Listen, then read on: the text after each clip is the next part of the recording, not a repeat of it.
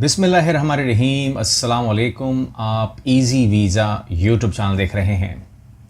अगर हम अपने पासपोर्ट को वीक कहते हैं तो हम कैसे अपने पासपोर्ट को स्ट्रॉन्ग करें, यानी कि यही पाकिस्तानी पासपोर्ट जो है ये कैसे स्ट्रॉन्ग हो सकता है कि आपको ये वर्ल्ड वाइड एक्सेस दे जैसे मुझे दे रहा है। सिंपल सी बात है, मैं किसी की मिसाल क्यों दूँ, बहुत सारे लोगों को बहुत बड़ा एक्सेस दे रहा है। अब मैं आपसे ब्रेकअप में बात करूंगा। आप लोगों ने समझना है कि अपने पासपोर्ट को आप कैसे एक मजबूत पासपोर्ट बना सकते हैं और आप जहां पर भी वीज़ा डालेंगे आपको वीज़ा लाजमी मिलेगा। जो मैं आपसे बात करने जा रहा हूं, मुकम्मल वीडियो देखिएगा और हर बात समझिएगा। सबसे पहले आप यही सवाल करेंगे कि भाई आप बात तो कर रहे हैं लेकिन आप हमारे लिए क्या कर सकते हैं, ये सवाल पहले आएगा।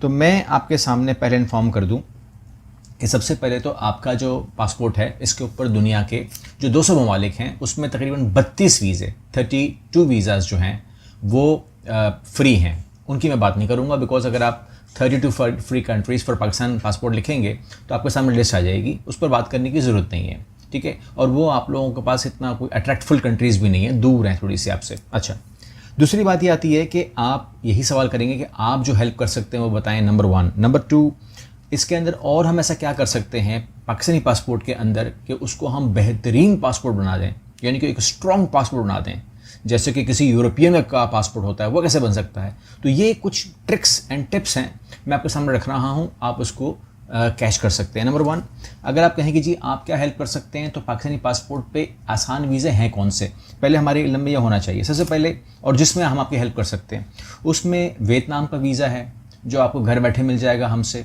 हम ई वीज़ा करते हैं उसका। इंडोनेशिया का वीज़ा है जो आपको घर बैठे मिल जाएगा, हम आपके लिए ई वीज़ा अरेंज करेंगे। मलेशिया का वीज़ा है, ई वीज़ा है, हम आपके लिए घर बैठे अरेंज करेंगे। कंबोडिया भी ऐसे ही है, श्रीलंका भी ऐसा ही है, अज़रबैजान भी आपके लिए हमारी तरफ से ऐसा ही ट्रीट होगा। इसके अलावा ताजिकिस्तान का वीज़ा भी हम आपको ई वीज़ा दे सकते हैं, और दुबई अगर आप एलिजिबल हैं, आपके पास वो रिक्वायरमेंट पूरी हैं तो वो भी हम आपको ई वीज़ा ही देंगे। सऊदी अरेबिया का भी ई वीज़ा है, और इसके अलावा अगर आप ईज़ी प्रोसेसिंग की बात करेंगे तो थाईलैंड भी ईज़ी प्रोसेस है।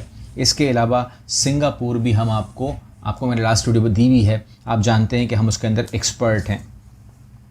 अब यहाँ पर ये तो सर्विसेज आप हमसे ले भी सकते हैं, हम आपको उससे वीज़ा करके दे भी सकते हैं। आप कहते हैं लें क्यों, ये तमाम कंट्रीज़ हम लें क्यों। देखें, पासपोर्ट अगर ब्लैंक है ना तो पासपोर्ट वीक है, पाकिस्तानी पासपोर्ट अगर ब्लैंक है तो वीक है। अगर आपने उसके ऊपर वीज़ा लगवाने शुरू कर दिए तो आपको कुछ माइंड बनेगा, और माइंड बनेगा तो वो पासपोर्ट जो है वो ट्रैवलिंग में आ जाएगा।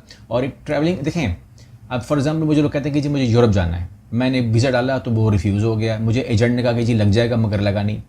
तो जब उसको आप चेक करते हैं ना, मैं आपको मोटी मोटी चेकिंग बताऊं, जब आप उसको चेक करते हैं पता चलता है कि उस बंदे ने कभी एशिया से बाहर ट्रैवल नहीं किया, कभी वो गया ही नहीं ज़िंदगी में।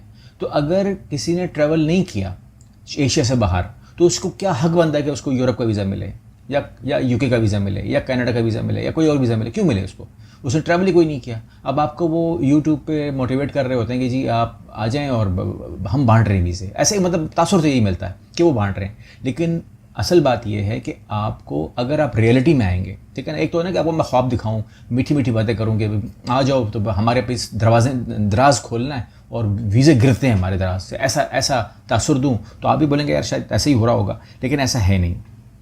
उसके बाद वो लोग जो इसके अंदर अगर एक जंप मार लेना, एक जंप, देखें इन्वेस्टमेंट करनी पड़ती है लाइफ में। जिस तरह आप लोग कहते हैं ना मैंने 50 लाख खर्च कर दिए, 60 लाख खर्च कर दिए, तो यहाँ पर अगर आप 50-60 लाख या 30 लाख 35 लाख 20 लाख खर्च कर सकते हो तो आप बहुत कम पैसे खर्च करके अपने पासपोर्ट को स्ट्रॉन्ग कर सकते हो।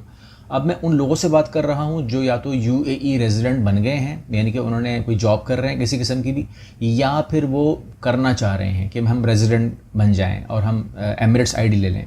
उन लोगों के लिए जॉर्जिया ऑन अराइवल, अंदाज़ा लगाइए, एक आपने खर्चा किया है 3-4 लाख रुपए का, और जॉर्जिया ऑन अराइवल हो गया, उज़्बेकिस्तान ऑन अराइवल हो गया, किर्गिस्तान ऑन अराइवल हो गया, अज़रबैजान तो ऑन अराइवल है ही लेकिन वीज़ा फ्री हो गया।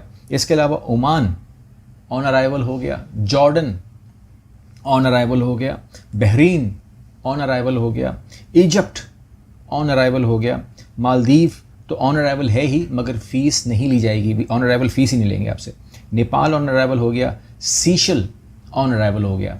अब जो यूएई के अंदर जो इंडियंस हैं या श्रीलंकन हैं या भूटानी हैं या नेपाली हैं, वो लोग आर्मीनिया भी जा सकते हैं। लेकिन चूँकि पाकिस्तान आर्मीनिया को एज अ मुल्क मानता ही नहीं है, तो लिहाजा हमें जाने की परमिशन नहीं है। अब मैं उन लोगों से बात कर रहा हूँ जो लोग कहते हैं कि जी मेरे पास किसी भी तरीके से, बिज़नेस की वजह से या अपने वजह से या फैमिली की वजह से या किसी भी तरीके से या तुक्के से, ठीक है ना, यूएसए का वीज़ा लग गया है, तो वो लोग भी जान लें कि वो लोग जो है वो कम से कम 28 ममालिक में एंट्री कर सकते हैं बग़ैर वीज़े के। ये भी बहुत बड़ी बात है। और इसमें जो सबसे बड़ा वीज़ा आपको मिल सकता है उसमें यूके का वीज़ा भी है। यूके आप जा सकते हैं। आप फॉर एग्ज़ाम्पल आप इस्लामाबाद से, लाहौर से, कराची से आप न्यूयॉर्क की आप या न्यू वाशिंगटन की आप टिकट कटाएंगे, आप 24 घंटे का स्टे बनाएंगे अपना यूके का, और 24 घंटे आपको ऑन अराइवल वीज़ा मिलेगा। You can go anywhere, no issues. इसके अलावा आपको अल्बानिया, सर्बिया, बोस्निया और तकरीबन समझ लीजिए कि 28 मुल्कों में आपको फ्री एंट्री मिल जाती है। और उसके अंदर भी 2 कंडीशंस हैं, अगर डिटेल में जाएँ तो बहुत ज़्यादा है। कहने का मतलब ये है कि आपने अगर जेन्युइनली अपने आप को बाहर, कहते हैं ना मुझे बाहर शिफ्ट होना है, मुझे बाहर जाना है, तो उसमें एक तो तरीक़ाकार हम दे देते हैं आपको वर्क वीज़ा। जिन लोगों को 1 रुपये भी ख़र्च नहीं करना अपने ऊपर इस हवाले से, पासपोर्ट को ठीक करने के हवाले से, वो तो वर्क वीज़ा में हमारे पास प्लेटिनियम प्रोग्राम में आ जाएं, यूरोप के या कनाडा रेड प्लस में आ जाएं, या वो ऑस्ट्रेलियन प्रोग्राम में आ जाएं, या न्यूजीलैंड के प्रोग्राम में आ जाएं। न्यूजीलैंड में भी अभी, ऑस्ट्रेलिया में बहुत सारे प्रोग्राम नए आ गए हैं, अब उस पर भी मैंने बात करनी है अगली वीडियोज़ में। आप सब्सक्राइब करके रखें, आपको बहुत नॉलेज मिलने वाली है यूरोप के हवाले से भी। लेकिन अगर आप कहते हैं कि नहीं मेरे पास है तो पाकिस्तानी पासपोर्ट, ठीक है ना, वो कहते हैं ना सेकंड पासपोर्ट मिल जाएगा तो वो स्ट्रांग होगा। सेकंड पासपोर्ट जब मिलेगा तो मिलेगा, और जब वो स्ट्रांग होगा तो वो स्ट्रांग होगा।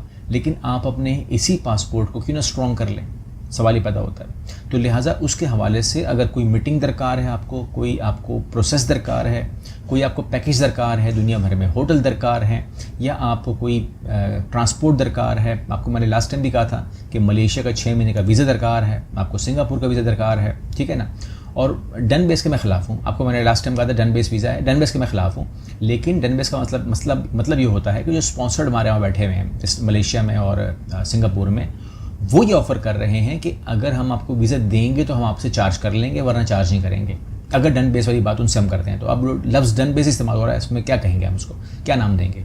लेकिन अगर नॉर्मल प्रोसेस करेंगे तो हम आपको पर्सनली उसको वो करेंगे, प्रोसेस करेंगे, और वो कॉस्ट भी कम है। सिंपल सी बात है, ठीक है ना। तो वो लोग अब किस तरह कर रहे हैं काम, क्या स्पॉन्सर डॉक्यूमेंट लगा रहे हैं, वो क्या सपोर्ट कर रहे हैं, वो एक अलग कहानी है। तो वो कर सकते हैं और उसकी वो कॉस्ट बेयर करते हैं, ठीक है ना। इसीलिए वो डन बेस बन जाता है, यानी कि वो कहते हैं कि जी हमारे डॉक्यूमेंट के ऊपर श्योरिटी है। अब वो श्योरिटी कहें, डन बेस कहें, कुछ भी कहें, तो उस तरीके से है। तो ये एक रास्ते हैं कि आपको मैंने लास्ट टाइम भी कहा था, अभी भी कह रहा हूँ कि मलेशिया के रास्ते, सिंगापुर के रास्ते निकलना है या यूरोप के रास्ते निकलना है, या अपने पासपोर्ट को सेकंड पासपोर्ट के चक्कर पड़ेंगे तो 5 साल तो लगेंगे ना कम से कम। इस पासपोर्ट को भी आप ठीक कर सकते हैं। और अगर मुझसे काउंसलिंग बुक करवानी है तो मैं पहले भी इन्फॉर्म कर चुका हूँ, दोबारा कह रहा हूँ कि ये मेरा लास्ट वीक है। आज मेरे पास रिकॉर्डिंग करते हुए मंडे है, मंडे की 30 तारीख है, 30 जून है, ठीक है। तो ये वीक मेरा लाइव काउंसलिंग के लिए, फेस टू फेस काउंसलिंग के लिए, 1-to-1 काउंसलिंग के लिए दुबई में अवेलेबल है। इसके बाद इंशाल्लाह अल्लाह के हुक्म से कराची है, और उसके बाद इस्लामाबाद है, और उसके बाद लाहौर है, ठीक है। तो ये हमारे 4 शहरों के अंदर जो है ये हमारी बुकिंग्स जो है वो हो भी रही हैं और हैं भी। और अगर आपने भी दुबई में लाइव काउंसलिंग करनी है तो ये वीक आप लोगों के लिए है। लेकिन जब मैं चला जाऊँ ना तो फिर आप मुझे ये मत कहिए कि यार वो मिस हो गया, वीडियो लेट देखी है। उसके लिए दरख्वास्त ये है कि आप लोग मेहरबानी करके जो है ना वो सब्सक्राइब करके रखें ताकि आपको मैसेज मेरा मिलता रहे, कहीं से भी आप ढूंढ के निकाल लें। लेकिन अगर ये जो वीक ख़त्म हो जाएगा तो फिर मैं इंशाल्लाह, आपको मैंने कल भी कहा था, और मैं टिकटॉक के ऊपर जो है वो अपडेट करता रहता हूँ रोज़ाना के तरह। उसमें आप टिकटॉक पे शायद नहीं आ रहे आप लोग, आपकी मर्ज़ी है, लेकिन वहाँ पे मैं आपको गहे बगाहे जो है वो इन्फॉर्मेशन देता रहता हूँ कि मैं कहाँ हूँ, क्या है, क्या मामला है। तो वहाँ के लोग जो है वो एकदम से उनको पता चल जाता है। तो आप लोग अगर टिकटॉक पे आ जाएंगे, लिंक मैं इसे डाल दूँगा और कमेंट में भी डाल दूँगा, तो आप मेरे साथ जुड़े रहिए। मेरा कहने का मतलब ये है। तो 6 महीने के बाद इंशाल्लाह फिर मेरा चक्कर लगेगा दोबारा इंशाल्लाह अल्लाह के हुक्म से। अगर ज़िंदगी रही और सही रही तो दुबई करते करते करते दुबई की बारी 6 महीने के बाद आएगी। कहने का मतलब ये है। उससे पहले आपको मैंने पहले भी इन्फॉर्म किया हुआ है कि ये ट्रिप्स हैं, पाकिस्तान का ट्रिप है। पाकिस्तान के बाद फिर टूरिज़म है। टूरिज़म में आप लोग के ग्रुप्स होंगे, उस ग्रुप में अगर अपना नाम डलवाना हो तो आप ऑफिस से बात कर सकते हैं। मिडल ईस्ट का, फार ईस्ट का और फिर उसके बाद यूरोप का टूर होगा हमारा, और उसके अलावा भी टूर्स हैं। वो ख़त्म करते करते करते मैंने कहा 6 महीने मुझे लगेंगे। 6 महीने बाद दोबारा इंशाल्लाह मैं आपको अल्लाह के हुक्म से दिसंबर के आसपास मैंने वादा किया हुआ है, तो ज़िंदगी रही और सेहत रही तो दुबई में मुलाकात होगी लाइव इंशाल्लाह।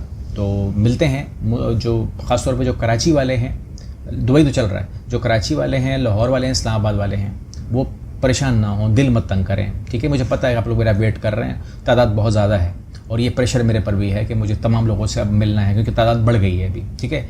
तो मैं तंग नहीं हो रहा, मैं अपने दिल को मजबूत किए हुए हूँ और मैं बहुत एक्साइटेड हूँ आप लोगों से मिलने के लिए। और आप लोग वेट कर रहे हैं, वेट करना मज़ा नहीं आता वेट करने में, लेकिन बाहर फिर भी सब्र का फल मीठा होता है इंशाल्लाह। कुछ फ़ायदा भी दूंगा आपको मैं इंशाल्लाह। अब जब सब्र किया है ना तो मैं फ़ायदा भी दूंगा, और फ़ायदा भी ऐसा होगा कि आपको मानना पड़ेगा कि हाँ फ़ायदा तो था। अगली वीडियो मिलते हैं, अल्लाह हाफ़िज़।